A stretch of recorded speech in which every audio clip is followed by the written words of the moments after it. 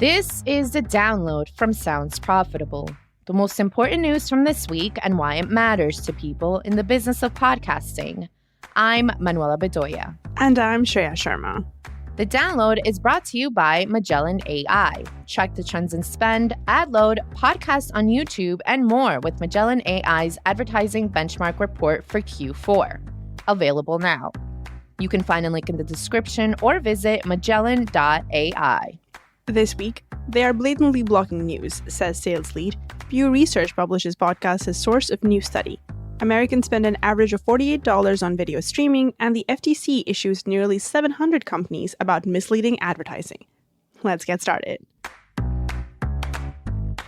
This Monday, a new article in Digiday's Confession series was published by Kaylee Barber. In the piece, Barber interviews an anonymous programmatic sales lead at an unnamed news media company. The interviewee details systematic issues centering around brand safety filters, keywords, and outdated block lists that have unintended consequences when applied to news outlets. The sales lead gives the early days of COVID-19 as an example. The term COVID was implemented as a keyword filter on block lists almost universally, but with a promise those advertisers would eventually come back. From the article, quote, "What happened was they came back and you saw a lot of messages around community development and support for the community. But the technology on the back end was never updated, even for direct campaigns. So COVID was still being utilized as a keyword block list. And you continue to have this kind of spiral or snowball effect of the keywords compounding," end quote. This has been a growing problem for news outlets for years, to the point the download has covered multiple similar articles in the past, all of which end with a similar sentiment. A sincere effort needs to be made to educate both advertisers and publishers of the issues at hand, as well as work towards a future happy medium where brand safety can be enforced while not undermining journalists and their important work. Stay tuned for the next story, which might just contain information that will help lead the industry in that direction. The Pew Research Center has recently published a report titled Podcasts as Source of News and Information. According to a blog post from this Tuesday, the study is the result of surveying over 5,000 adults from December 5th to December 11th in 2022. From that article, quote, "Among U.S. podcast listeners, those who have listened to a podcast in the past 12 months, 29% say that staying up to date about current events is a major reason they listen to podcasts. 2/3 of podcast listeners say they have heard news discussed on the podcast they listen to, amounting to 1/3 of all U.S. adults. And among those who hear news on podcasts, the vast majority say they expect the news they hear there to be mostly accurate," end quote. Those who have read Sounds Profitable Safe and Sound study from last year will not be surprised by these findings. Audiences trust podcasts, and they support those podcasts even when they get into territory traditionally considered brand unsafe. From the article, quote, "Among all podcast listeners, just over half, that's 54%, say they hear guest or host opinions about politics and government, including 25% who say they hear this type of content extremely or fairly often, and 29% who hear it sometimes," end quote.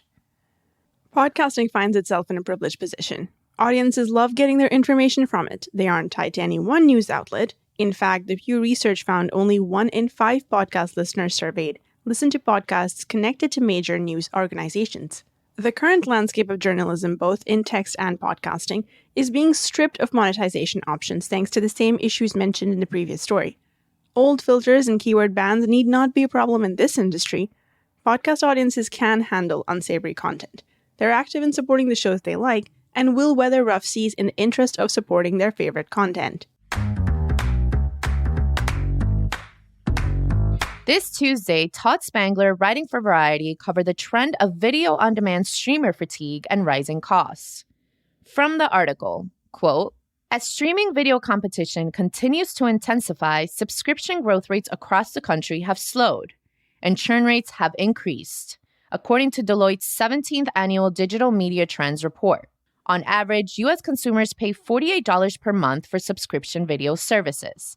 About half of those surveyed agreed that they quote-unquote pay too much for SVOD services, while about 1/3 say they intend to reduce their number of entertainment subscriptions," end quote.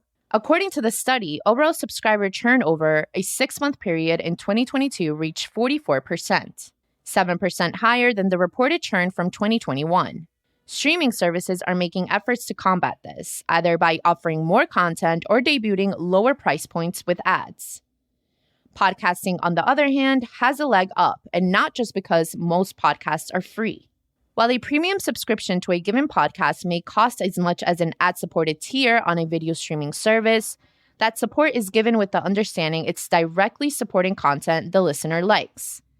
Instead of paying a large streamer up to $20 a month, including services infamous for canceling beloved content early, they can give $8 to 3 podcasts they specifically want to keep alive. Podcasting has yet to encounter the churn video on demand is currently dealing with, and if played right, it's possible podcasting could alleviate that streamer churn. Some tentative first steps have been demonstrated in implementing podcasts into streaming apps, and tie-in podcasts are nothing new. But the industry is ripe for a streamer truly embracing podcasts as an integrated, consistent tool. Last Thursday, the FTC posted an article detailing a notice sent to approximately 670 companies marketing over-the-counter drugs, homeopathic products, and dietary supplements. Civil penalties up to $50,120 could be sought if ads skirting the law are found. From the article, quote, "Under FTC law, companies must back up claims about what their product can do with reliable evidence. If a company makes a claim about the health or safety benefits of a product, that claim must be based on scientific evidence. If a company claims that its product can cure, mitigate, or treat a serious disease such as cancer or heart disease, it must back up that claim through the accepted standards of scientific testing." End quote. Director of the FTC Bureau of Consumer Protection, Sam Levine, stressed a bedrock principle of FTC law is adequate support for claims made for such products. From the article, quote, "The notices outline specific unlawful acts and practices, including failing to have 1. A reasonable basis consisting of competent and reliable evidence for objective product claims, 2. Competent and reliable scientific evidence to support health or safety claims, and 3. At least 1 well-controlled human clinical trial to support claims that a product is effective in curing, mitigating, or treating a serious disease. 3. At least 1 well-controlled human clinical trial to support claims that a product is effective in curing, mitigating, or treating a serious disease." End quote. This section also specifically notes misrepresenting the level or type of substantiation for a claim or misrepresenting a product's claim as scientifically or clinically proven is also considered an unlawful act. Shady ad copy is nothing new, of course, but we are in an ecosystem where social media and influencer marketing can blow up to the point where controversy from, say, selling a square foot of land in Scotland makes NBC News. Given the rise of a variety of podcast ads for supplementary and dietary-related products, it's worth keeping an eye on statements like this one from the FTC. There's a sea of bad faith products and advertisements out there. On the plus side, it's easier to shine as a beacon of good behavior and trustworthy marketing in such a crowd. Podcasting has yet to have a significant healthcare advertising-related controversy. Let's straighten up, fly right, and ensure that streak continues. Finally, it's time for our semi-regular round of articles we're calling Quick Hits. These are articles that didn't quite make the cut for today's episode, but are still worth including in your weekend reading. This week, Podscribe is now IAB Tech Lab certified.